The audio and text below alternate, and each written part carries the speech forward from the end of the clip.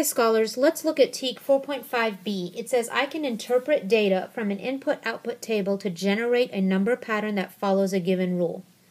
So interpret means looking at something and figuring it out. Input-output table, I'm going to show you. And then generate means to create or like kind of produce from what you're given a number pattern that follows a given rule. So I'm going to go over some of this vocabulary and then we'll go from there. So let's get started. Okay, so I decided to use a little art to kind of show the vocabulary words.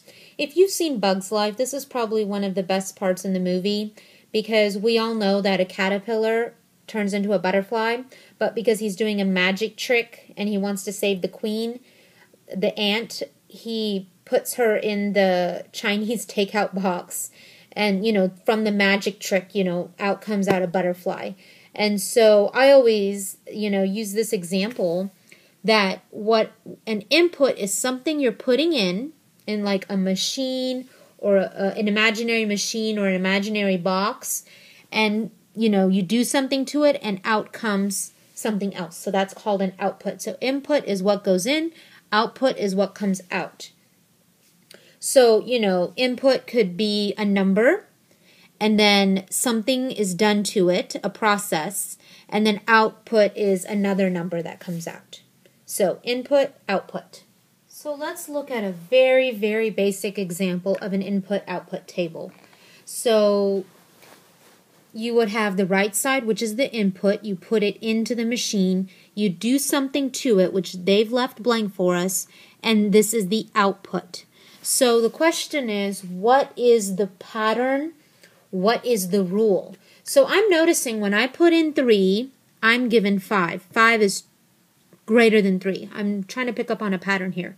When I put in 4, my output is 6. This is greater than 4. Put in 5, I get 7. This is greater than 5. Put in 6. Sorry, this should be 8.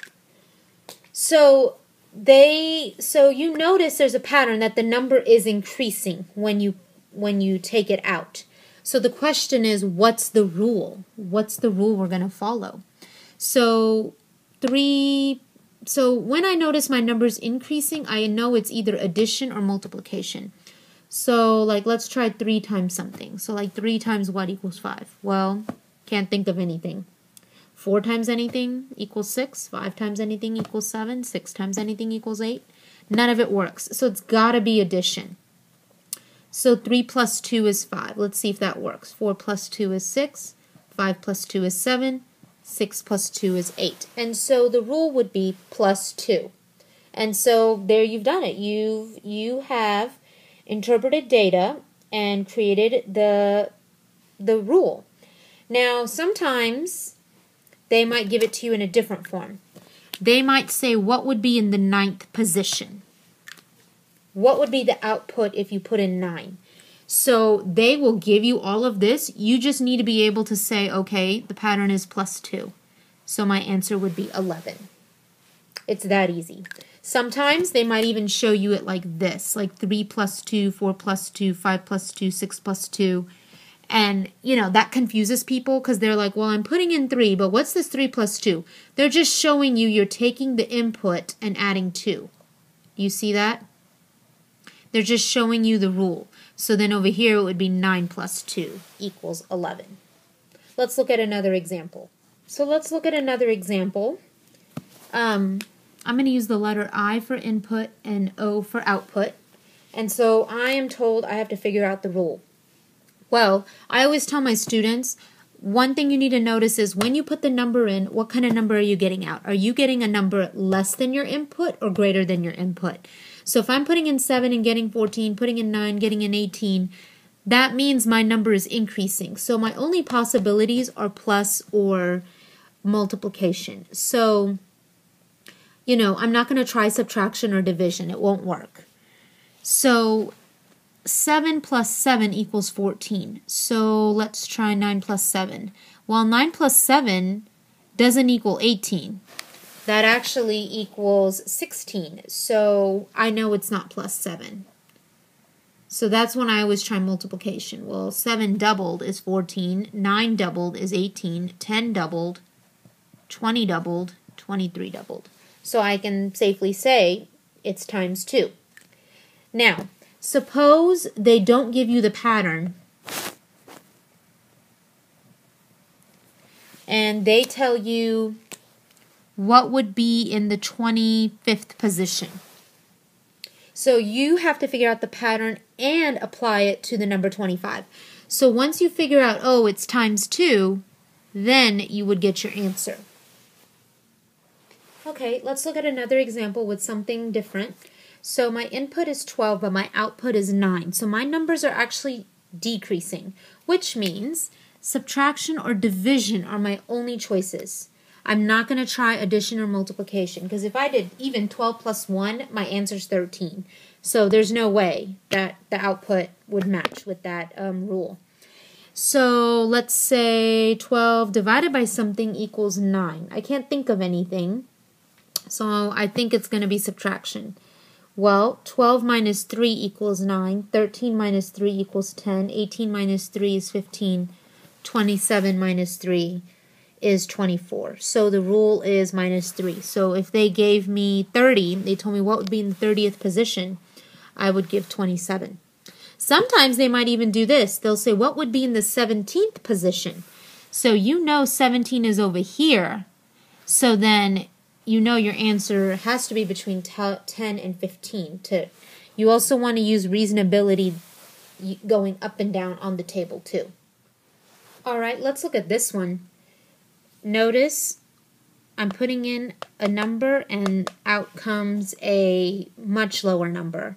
So it's either subtraction or division. So I know 21 minus 14 equals 7. Okay, I'm just trying to, figure something out. Oh, what am I doing? I know 21 minus 14 is 7. And the only reason I figured that out is I did 21 minus 7, and that's how I knew 14 was in the middle, so that's how I figured out minus 14. So I'm going to try 27 minus 14, 6, 5, 4, 3. Okay, obviously this is not going to work. So minus 14 is not the rule. It's got to be division. Always test your rule with at least the first 2 or 3, because you can seem confident and say, oh, it's minus 14, but if you don't check on the second one, it might not work, and they'll definitely make that an answer choice, so always be careful. So 21 divided by something equals 7. So always use fact family. 7 times what equals 21? Well, 7 times 3 equals 21, therefore 21 divided by 3 equals 7. 27 divided by 3 is 9 because 9 times 3 is 27. 30 divided by 3 is 10 because 10 times 3 equals 30.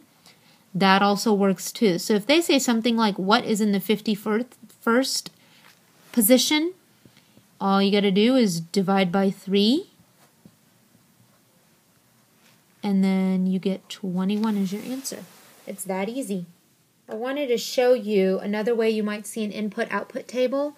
They don't have the process or that Chinese takeout box, the process, the box in the middle. Don't be alarmed. You can always work the problems on the side or just write it in between. So in this situation, I know the numbers are increasing, so it's either addition or multiplication.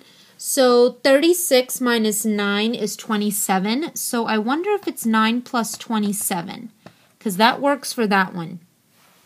So 12 plus 27 is 39, and I have 48. So I know it's not plus 27, so it's got to be multiplication. Well, skip counting by nines. 9 times 4 is 36. 12 times 4 is 48. 50 times 4 is 200. 53 times 4 is 212. Okay, I want you to look at these three, and I want you to generate a given rule based on the number pattern. Press pause, work the problems, press play when you're ready to check. remember to look at from input to output if your number is increasing or decreasing. If your number is increasing, you know it's multiplication or addition. If your number is decreasing, it's subtraction or division. Okay, so on this one, it's increasing. 8 times 3 is 24. On this one, it's decreasing. So I can't think of like 34 divided by anything equaling 29, because honestly 34 divided by 2 is going to be like 17, I think. And that's 29, so there's no way 34 divided by something will equal 29. So I'm just going to see 14, 13, 12, 11, 10, 9, 8, 7, 6, 5. So I'm seeing a difference of 5. So maybe minus 5. 25 minus 5 is 20. 60 minus 5 is 55. 81 minus 5 is 76. And then this last one, my numbers are increasing. So 14 plus, I can't think of 14 times anything because honestly 14 times 2 is 28. And so, you know, times 3 times 4 is going to be much higher, so there's no way. So I'm looking at this, and 14 plus 9, 19 plus 9, 20 plus 9, 31 plus 9. Let's look at one more last thing, and then we'll stop. Suppose you're given a table, and they're telling you what is the output if the rule was times 5. So then you have to go through, and you have to write 30, 45, 60, 65. So in that, you might sometimes have that situation too. Or sometimes you might even have 4 input, output, like A, B, C, and D choices. And they'll say, which of the following tables shows times 5? So let's look at that. So suppose you were told, you know, which of the following input, output tables shows input. Like the rule is the input plus 6 equals output. So you have to go through all of them and make sure that it equals plus 6. So like 6 plus 6 is 12. But that doesn't mean I'm going to just pick A as my answer. If you keep going and notice 7 plus 6 does not equal 14, neither does 9 plus 6 equal 18. So this part of the table is incorrect. In fact, the rule for this table is times 2. So let's look at answer choice B. This is plus 6. This is also plus 6. But 9 plus 6 does not equal 16. So that part of the table is incorrect. When you look at answer choice C, plus 6, plus 6, plus 6, this is the correct one. But just to be sure, go through all of them to make sure.